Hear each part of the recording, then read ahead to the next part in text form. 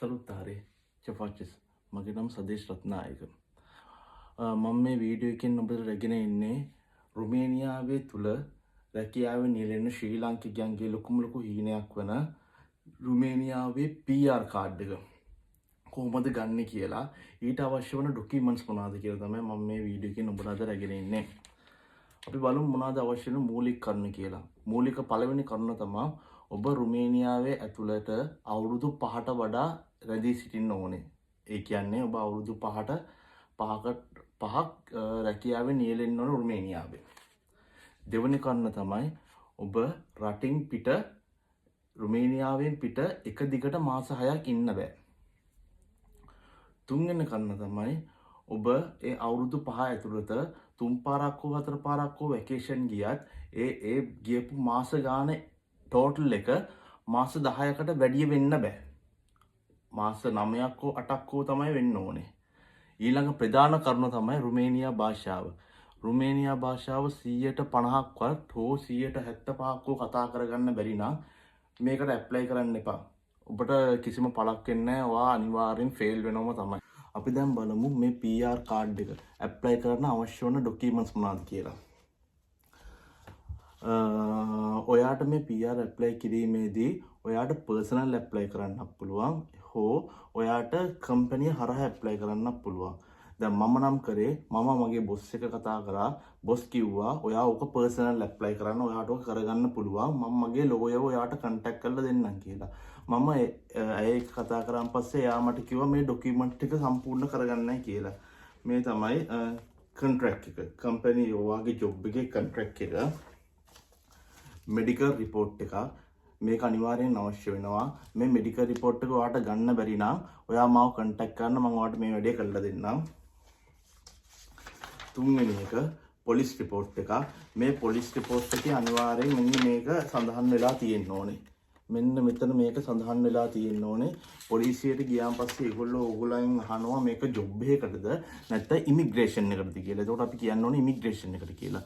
තුන්වෙනි එක තමයි මෙන්න මේ සැලරි රිපෝට්ස්.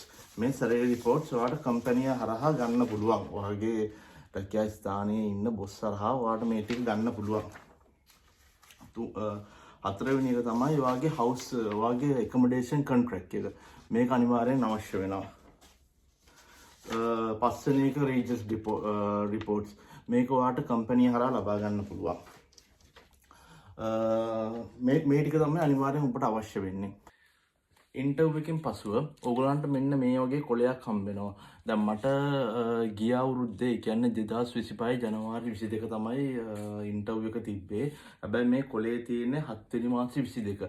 ඒ කියන්නේ 7 වෙනි මාසේ 22 වෙනකන් මේගොල්ලෝ හොයනවා අපේ ලීගල් මොන හරි ප්‍රශ්න තියෙනවද, අපේ ඩොකියුමන්ට් ප්‍රශ්න තියෙනවද, අපේ ID ප්‍රශ්න තියෙනවද, ඒ වගේ දේවල් තමයි ඒගොල්ලෝ හොයන්නේ.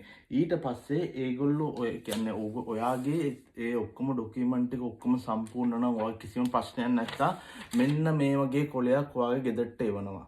මේ වගේ එකක්. මේකෙන් තියෙන්නේ ඔයාට PR ඇප්ලයි කරන්න පුළුවන්.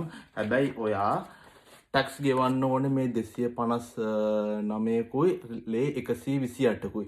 මෙන්න මේක ගෙවලා ඒ රිසිට් එකයි ඔයාගේ ටැක්ස් කොල ටිකයි මේ තියෙන ඔක්කොම ඩොකියුමන්ට්ස් ටිකයි ඕගොල්ලෝ ඔන්ලයින් ඇප්ලයි කරන්න ඕනේ ආයි ඉමිග්‍රේෂන් එකට.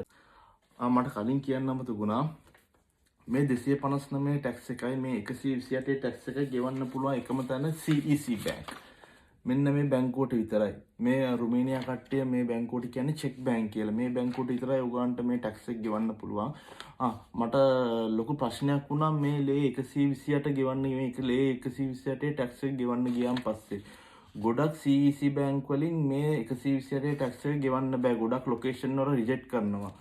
මේ ටැක්ස් එක ගෙවන්න පුළුවන් මම ඉන්නේ බුකරස්ට්වල. මේ ටැක්ස් එක ගෙවන්න පුළුවන් එකම ප්ලේස් එක තමයි උනිරි. උනිරි වල තියෙනවා CEC බැංක් එකක්. ඒකෙන් විතරයි ගෙවන්න පුළුවන්. මම ලොකු කට්ටක් කෑවා මේක හොයාගන්න.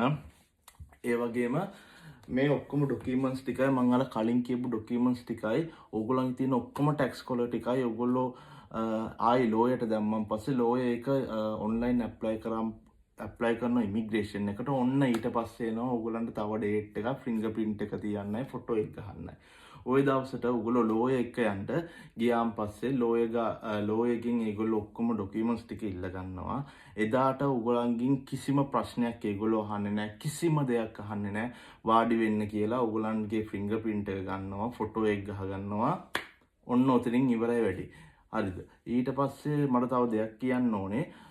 බුකරස් වල තමයි ගොඩාක් ප්‍රශ්න අහන්නේ. දුර පළාතවල වල කිසිම දෙයක් අහන්නේ නැහැ. හරිම සරලයි. මටරං අයිඩන්ටිය එන්න මං ඉන්න බුකර සිල්ප මට අයිඩන්ටිය එන්න සාමාන්‍යයෙන් මාසයක් විතර ගියා. මගේ තව යාළුවෝ ඉන්නවා බුකරස් වල. ඒගොල්ලෝ අයිඩන්ටිය අරන් තිබ්බ දවස් 7න් 8න් දවස් 10න් ගත්ත කට්ටියත් හිටියා. ඉතින් මම කියන්නේ PR එක ඇප්ලයි කරන්න ඔයගොල්ලන්ට ගොඩාක් බෙනිෆිට් තියෙනවා. ඔයගොල්ලන්ට වෙන රටකට ගිහිල්ලා හොඳට ජොබ් එකක් කරන්නත් පුළුවන්. රුමේනියා ඇතුලේ ඔයගොල්ලන්ට වර්ක් පර්මිට් එකක් ඕනේ නැහැ. රුමේනියා ඇතුලේ ඔයගොල්ලන්ට ඕන තැනක ගිහිල්ලා ජොබ් එක කරන්න පුළුවන්. මම කියන්නේ 150ක් හෝ 175ක් මේ රුමේනියා භාෂාව ඔයගොල්ලන්ට කතා කරන්න පුළුවන් නම් බය නැතුව ඇප්ලයි කරන්න. ඔයගොල්ලන්ට ගොඩ යන්න පුළුවන් අනිවාර්යෙන්. මම හිතනවා මේ වීඩියෝ එකෙන් ඔයගොල්ලෝ ලොකු දැනුමක් ගත්තයි කියලා. ඉතින් මං එන යනවා. ඔය සිබුණා.